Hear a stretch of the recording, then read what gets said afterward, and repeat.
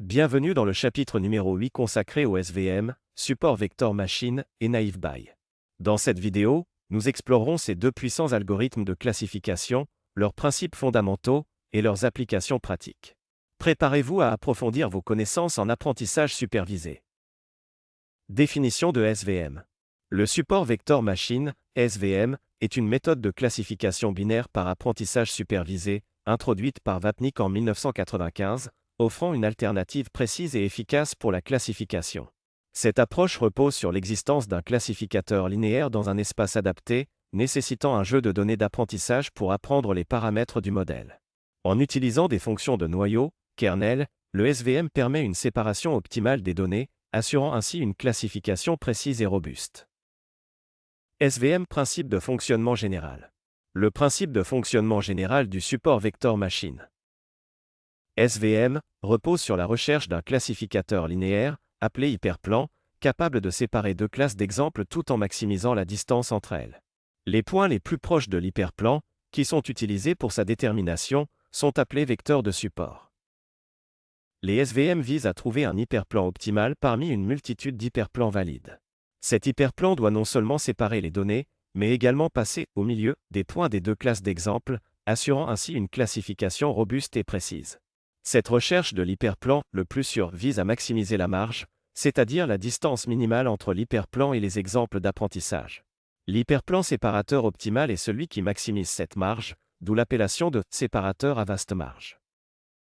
Ce choix d'hyperplan est crucial pour la performance du SVM, car une marge plus large offre une meilleure généralisation du modèle aux données de test non vues auparavant. En effet, les exemples qui se trouvent loin de l'hyperplan séparateur sont moins susceptibles d'être affectés par de petites variations dans les données d'entrée, ce qui renforce la capacité du modèle à généraliser de manière précise et fiable. Maximiser la marge dans un SVM présente plusieurs avantages cruciaux.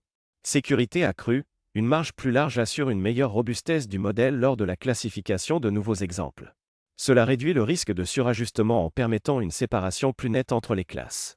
Meilleure généralisation, en maximisant la marge, on s'assure de trouver le classificateur qui se comporte le mieux vis-à-vis des données d'apprentissage. Cela se traduit par une meilleure capacité à classer avec précision de nouveaux exemples qui n'ont pas été rencontrés lors de l'apprentissage.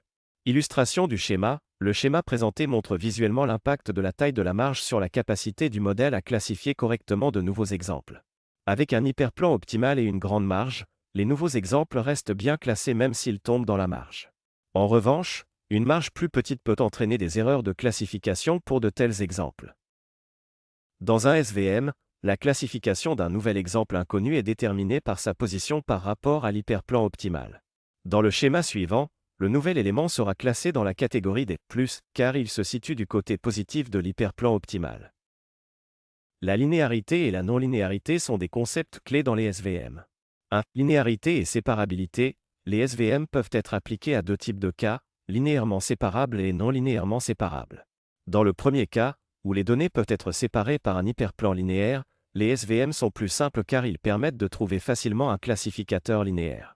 2. Séparabilité non linéaire. Cependant, dans la plupart des problèmes réels, les données ne peuvent pas être séparées linéairement.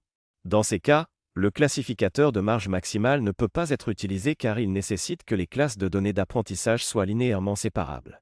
Cela nécessite alors l'utilisation de techniques spéciales pour gérer la non-linéarité, telles que l'utilisation de fonctions de noyau pour projeter les données dans un espace de dimension supérieure où elles peuvent être linéairement séparables. La linéarité et la non-linéarité dans les SVM sont traitées en changeant l'espace des données, selon les points suivants. Transformation des données. Pour surmonter les limitations des cas non linéairement séparables, les SVM utilisent l'idée de transformer l'espace des données. Cette transformation non linéaire des données peut permettre une séparation linéaire des exemples dans un nouvel espace, ce qui implique un changement de dimension.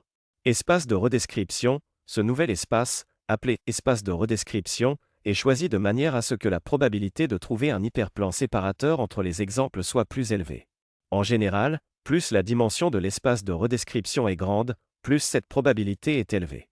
Transformation via une fonction noyau. La transformation non linéaire est réalisée en utilisant une fonction noyau. Cette fonction permet de projeter les données dans un espace de dimension supérieure où elles peuvent être linéairement séparables. Choix du noyau. En pratique, il existe différentes familles de fonctions noyau paramétrables, telles que polynomiales, gaussiennes, sigmoïde et laplacienne. L'utilisateur des SVM doit effectuer des tests pour déterminer la fonction noyau qui convient le mieux à son application. Si les données sont générées par un modèle quadratique, le modèle linéaire est en situation de sous-apprentissage. Le modèle de haut degré est en situation de surapprentissage, apprentissage par cœur. Il faut donc trouver un compromis entre adéquation aux données et complexité pour pouvoir généraliser.